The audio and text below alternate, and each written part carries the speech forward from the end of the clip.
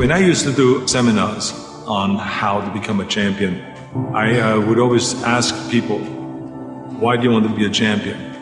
Or what do you want to accomplish? Why are you training?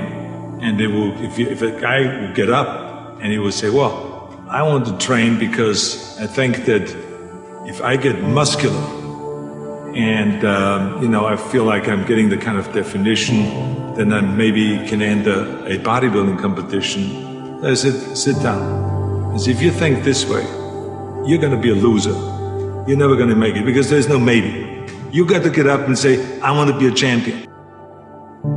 And I do whatever it takes. The amount of hours it takes, the posing, the this, the that, the visualization, looking at training footage, looking at motivational books, just reading this, whatever it takes, I would do. That's the answer I want to hear from you. You can detect right away those that are going to be shaky and that will fall behind and they will not go all the way, and those that are very hungry.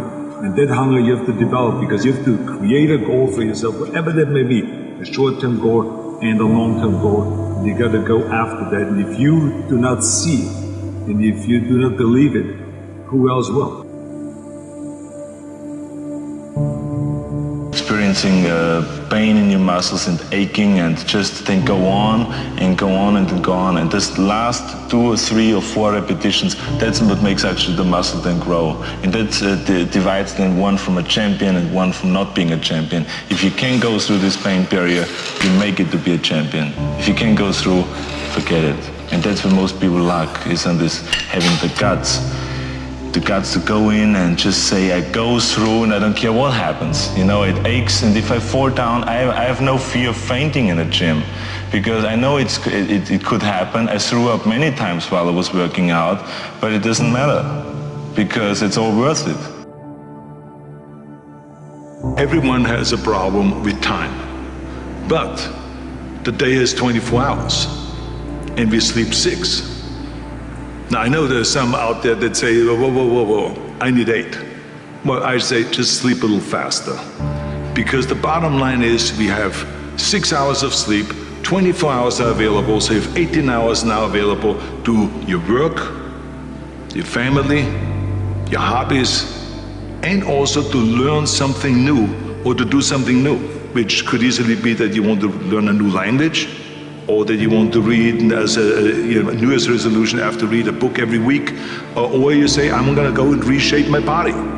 So you're going to go and take this hour out of your schedule and say, I'm going to train an hour every day. So this is, for most people, a huge challenge, but it is totally doable, I can tell them, because the kind of things that I did when I came to this country, I went to school, I was working in construction, I was working out my 5 hours a day. I was taking acting classes from 8 o'clock at night to 12 midnight. I was doing all of those things. I wanted to make sure that out of the 24 hours of the day, that I don't waste one single hour. Those hours were too precious. And so there I just want to tell people, don't give me this thing, I have a difficult time with the time and I don't have time for this and I don't have that. You have time, you make the time. I had this need of coming to America. When I started learning about America at the age of 10, and we got geography lessons and learned about America and about and saw the first photographs. I remember in those photos in the textbook, but also in Super 8mm film footage that they showed in the classroom, about the Golden Gate Bridge and the Empire State Building and the 6-lane highways and all this. I said, what am I doing here in Austria with these little roads? I want to go over there and I want to be part of the big deal. And so I had always this desire that felt like that the only way I ever would get to America, because in those days it wasn't common that you buy yourself a ticket, that no one could afford that. So I had to kind of accomplish something big that takes me to America. And then when I read about this guy, Reg Park, who won Mr. Universe 3 times and then became a star in Hercules movies, and then was in Italy filming, and then in Hollywood filming, I felt that could be the ticket. I should become Mr. Universe, I should become kind of a second Reg Park. Of course, no one really bought into that. My parents thought I was totally insane. But they just, I think that my parents really thought that there was something terribly wrong of being that driven. Because I would come home at lunchtime, and then instead of having lunch, I would do 200 sit-ups.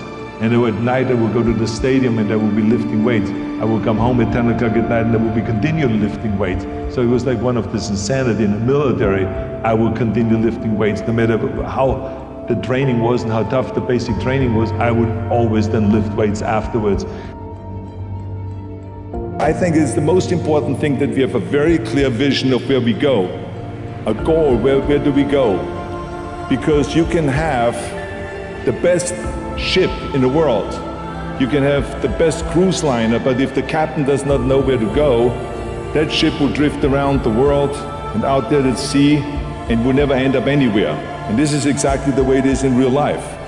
If you don't have a goal, if you don't have a vision, you just drift around and you're not going to be happy. This is why it is so important to have that vision. Now, I created that vision in Austria because I grew up after the Second World War. Austria, right along with Germany, lost the Second World War. And the problem was that everyone was so depressed because they lost the war that there was alcoholism everywhere. There was, of course, depression. There was a terrible economic situation. There was famine, there was starvation and all of those things.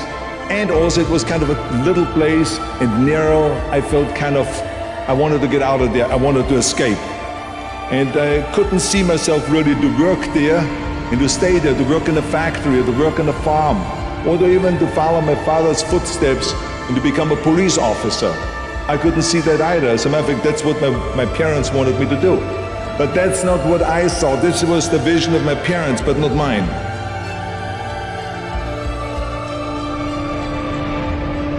You got to work your butt off. If you think that you're going to go and accomplish something really special and be the best in anything in the world, and you think you can do it without working, you make a big mistake. Because no matter what I did, if it was in bodybuilding or in acting or if it is in the political arena, it always took a lot of work. And you got to put out and you got to, something like a lot of sacrifices. Notice, if you're not willing to work hard, forget about it. So there's another rule that is very important. Don't be afraid to fail. Because if you're afraid to fail, then you're always holding yourself back because you're afraid that if you go all out, you may fail. Well, in weightlifting, we learned that very quickly. The only way you could break a record is if you're willing to fail. That's when you put on more weight, you try it, sometimes you will not be able to lift it, which has happened to me many times, but eventually, when you train hard enough, you will lift it. So don't be afraid to fail. I mean, how far can you fall?